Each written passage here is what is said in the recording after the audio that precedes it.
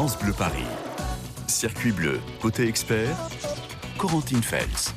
Angine, otite, pipioli, problème de sommeil. Et si l'orthodontie pouvait résoudre ces problèmes? Et si tout partait de vos dents?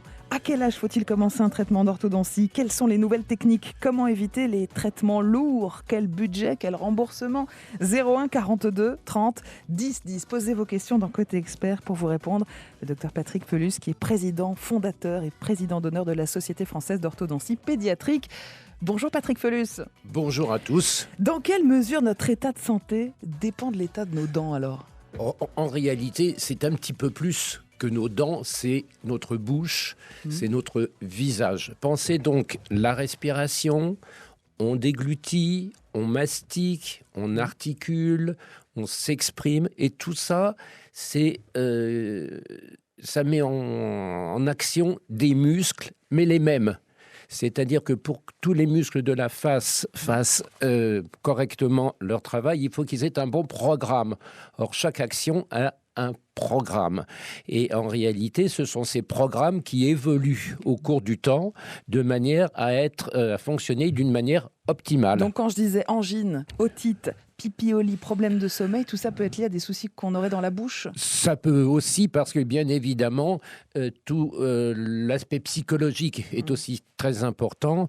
D'avoir un bon sommeil, c'est important. Surtout d'avoir une bonne respiration. Donc on a bien compris que l'orthodontie, ce n'est pas que pour avoir un joli sourire, mais ça compte aussi d'avoir un joli sourire. Bien entendu, et ça compte d'une manière très importante, parce que si vous n'avez pas un joli sourire, vous allez forcément perturber vos relations sociales. La Société française d'orthodontie pédiatrique a 10 ans. Comment l'orthodontie a évolué ces dernières années? Il paraît que ça a fait des progrès énormes. Ça a fait différents types de progrès. Il y a des progrès techniques. Il y a de nouvelles techniques. Il y a des appareils qui sont maintenant de moins en moins visibles. Mais c'est des traitements moins douloureux, moins longs. Moins douloureux, moins longs, c'est pas certain. Je vais vous expliquer pourquoi. Mais il y a surtout des problèmes et des progrès conceptuels. C'est-à-dire que c'est pas suffisant de corriger la mauvaise position des dents. Si on ne sait pas pourquoi elles se sont mal placées, et 2 ans après la fin du traitement, tout va revenir. Donc, ce qui est important, c'est de comprendre comment les déformations arrivent et de travailler sur les déformations tout autant que sur les dysfonctions. Pour avoir un résultat durable. Et on va voir qu'on traite maintenant les enfants de plus en plus jeunes. Vous allez nous dire pourquoi c'est intéressant et quelles sont ces techniques pour les enfants très jeunes. 01 42 30 10 10. Dans Côté Expert, ce matin, on s'intéresse à l'orthodontie pédiatrique notamment. On a fait beaucoup de progrès pour les enfants ces dernières années. Posez vos questions au docteur Patrick Felus au 01 42 30 10 10. Il est président d'honneur de la Société française d'orthodontie pédiatrique. Bonjour Joseph. Bonjour. Joseph, vous habitez la Celle-Saint-Cloud. Oui, je vous remercie de prendre parce que j'ai une question effectivement concernant l'orthodontie de ma fille. Oui. Elle a 15 ans, Oui. Elle a, en début d'année, ses dents ne tombaient pas, ses incisives de lait ne tombaient pas. D'accord. Et on est allé voir une première fois le dentiste qui a dit non, mais ça va finir par tomber. 6 mois plus tard, ça tombait toujours pas.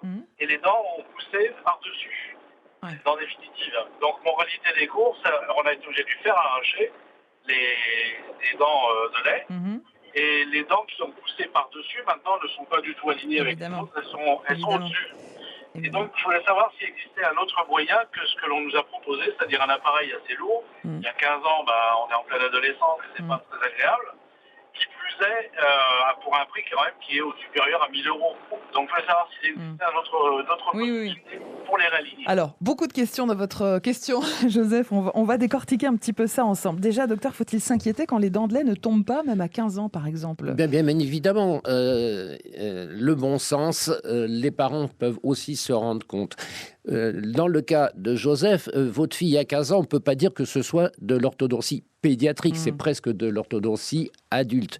Et c'est pour ça que la Haute Autorité de Santé a demandé à ce que la première consultation ait lieu avant 6 ans. Avant 6 ans. Avant 6 ans, parce qu'il est bien évident que si cette jeune fille avait été suivie à cet âge-là, on aurait enlevé les dents de lait à l'âge où normalement elles devaient tomber et toutes les dents auraient évolué en bonne position. Là, elles ont été poussées dans tous les sens. Là, elles ont été poussées parce qu'il n'y avait pas suffisamment de place. Alors, y a-t-il une solution maintenant pour la fille de Joseph ? Forcément, il y a toujours des solutions qui se rapprochent un petit peu de l'orthodontie adulte. Comme il le fait remarquer, plus on est âgé, plus le traitement va être difficile, plus le traitement va être long et bien évidemment, plus il va être coûteux. Alors, coûteux, c'est-à-dire Joseph, à 15 ans, ce n'est plus pris en charge par la Sécurité sociale ? Si, c'est encore pris en charge et heureusement qu'il a réagi suffisamment tôt parce que les traitements d'orthodontie sont pris en charge s'ils sont commencés avant 16 ans. Ah oui, donc on est à la limite. On est à la limite supérieure, donc il aura une prise en charge par la Sécurité sociale, mais qui ne couvrira pas la totalité des charges. Et à ce moment-là, ce sont les mutuelles qui interviennent en fonction des contrats. Voilà, Joseph, vous avez votre réponse ?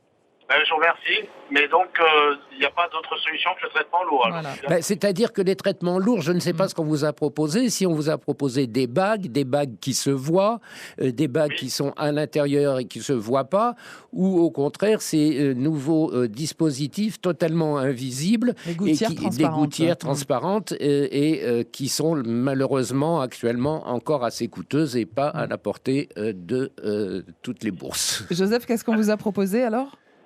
Des bagues qui se voyaient. Des bagues classiques. Voilà. Donc, qu'en pensez-vous, Patrick Felus ? C'est formidable, c'est-à-dire que les bagues, ça déplace et ça remet les dents en place. Je donnerai un conseil à votre fille, c'est surtout de ne pas culpabiliser, de ne pas essayer de cacher avec ses lèvres les bagues. Ce n'est pas une honte d'avoir des bagues et au contraire qu'elle sourie, qu'elle soit heureuse en se disant que dans 6 mois, elle aura une belle dentition. Voilà, allez, un peu de patience pour votre fille, Joseph. Merci à vous d'avoir appelé France Bleu Paris. N'hésitez pas à nous joindre pour toutes vos questions sur l'orthodontie, le sourire de vos enfants ce matin entre les mains du docteur Patrick Felus. 01 42 30 10 10. Dans Côté Expert ce matin, on s'intéresse au sourire de vos enfants.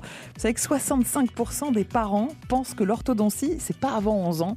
Or, la première consultation est conseillée avant 6 ans. Pourquoi c'est si important, docteur Patrick Felus, vous qui êtes président d'honneur de la Société française d'orthodontie pédiatrique? Pourquoi avant 6 ans maintenant ? Pourquoi avant 6 ans ? Parce qu'on peut diagnostiquer les déformations avant 6 ans. C'est-à-dire que je vois un enfant à 5 ans, je peux vous dire à 95% de chance s'il aura besoin d'un traitement, comme 50% des enfants qui n'ont pas besoin de traitement parce que la croissance se fait naturellement.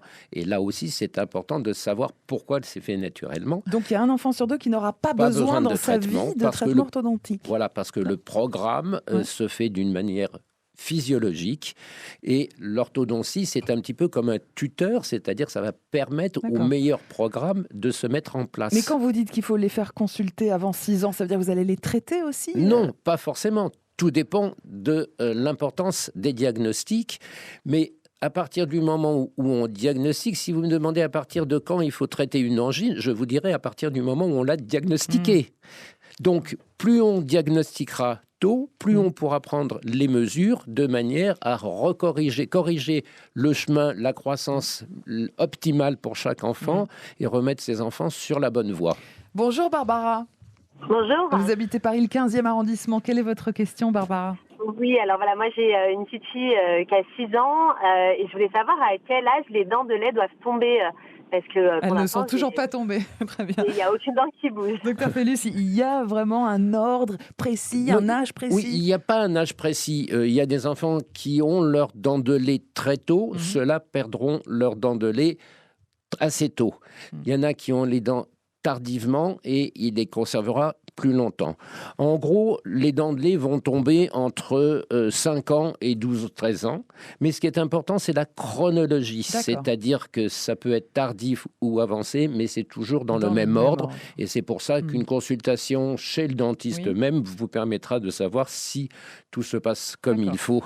Donc Barbara n'a pas d'inquiétude à 6 ans. Non, à 6 ans, et surtout si les dents bougent, parce que si on reprend notre auditeur précédent, il est bien évident qu'à 13-14 ans, elle avait encore des dents de lait qui ne bougeaient pas. C'est ça. Donc que Barbara ne se fasse pas de soucis, les dents bougent, c'est un signe que les choses sont en bonne voie. Mais de toute façon, une consultation... Ce sera de toute façon beaucoup mieux, parce que les dents vont tomber, mais ce qui est important aussi, ce sont les os. Et si vous avez des os qui sont tout petits, vous n'aurez pas la place à 10 ou 12 ans de mettre toutes les dents en place. Restez avec nous, Barbara, on continue à en parler sur France Bleu Paris avec Marie-Claire qui nous rejoint de Clichy. Bonjour Marie-Claire. Oui, bonjour. On vous écoute. J'avais juste une petite question. Nous venons de passer quelques jours chez notre petite fille, là, dans le 92. Et donc, elle va avoir rendez-vous d'ici 10 jours chez un orthodontiste, certainement pour avoir des bagues. Je viens d'entendre donc le docteur parler de bagues transparentes, c'était très très cher. Sans qu'il me donne de prix, est-ce qu'il y aurait un ordre d'idée entre 1000 et 10 000 euros Marie-Claire, excusez-moi, quel âge a votre petite fille? Elle a 8 ans. 8 ans. Vous êtes content, Patrick Fellus? 8 ans, c'est bien.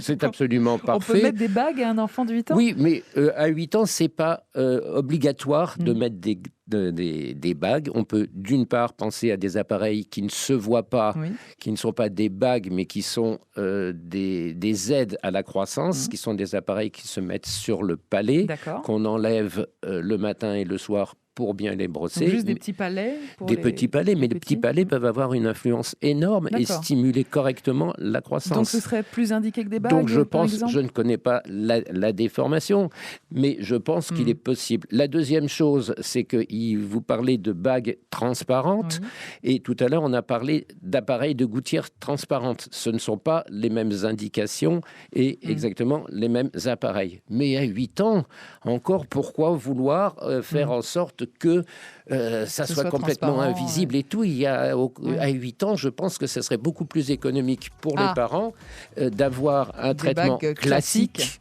que d'avoir un traitement à visée esthétique. Et à 8 ans, je veux dire, il faut s'assumer et il faut aider les enfants à s'assumer aussi, plutôt que toujours une forme de discrétion donc je conseillerais de réfléchir un petit peu. C'est pas forcément des bagues. À 8 ans, ça peut être un appareil plus simple qui sera quand même beaucoup moins onéreux. Mais de toute façon, le palais est moins onéreux et les bagues classiques sont moins onéreuses que les bagues transparentes. On a bien compris le message. Merci Marie-Claire pour votre question. Vous êtes bonne route en tout cas sur France Bleu Paris. L'orthodontie ce matin dans Côté Expert avec le docteur Patrick Fellus, président fondateur et président d'honneur de la Société française d'orthodontie pédiatrique. Docteur Fellus, il faut retenir une chose de tout ce que vous avez dit ce matin, c'est la consultation avant 6 ans, c'est très important. Voilà, il y a 2 choses qui sont importantes, c'est de savoir que le développement du visage et tout ça a des conséquences bien plus importantes que l'esthétique et l'alignement dentaire. Ça influence sur la respiration, sur le refroidissement du cerveau, la santé ça globale, influence sur la psychologie, et il est important que les enfants, dès la maternelle, quand ils rentrent en classe, qu'ils soient bien intégrés par les autres. Et il est bien évident qu'un joli sourire sera même beaucoup plus attrayant pour ses camarades que des grosses déformations. Parce que 65% des parents pensent que l'orthodontie, c'est pas avant 11 ans. C'est ce qu'on leur disait depuis des années, finalement. C'est ce qu'on leur disait, on ne peut pas leur reprocher, mais c'est pour ça qu'il faut quand même être attentif, que les dentistes et que les parents sachent que de l'orthodontie pédiatrique, ça existe, que c'est simple, que ce n'est pas douloureux, et plus on commence tôt, moins le traitement sera lourd, évidemment. Et sachez qu'un enfant sur 2 n'aura pas besoin de traitement orthodontique, donc c'est quand même une bonne nouvelle. Merci beaucoup d'être venu ce matin sur France Bleu Paris, docteur Patrick Fellus, président fondateur et président d'honneur de la Société française d'orthodontie pédiatrique. On vous dit à bientôt.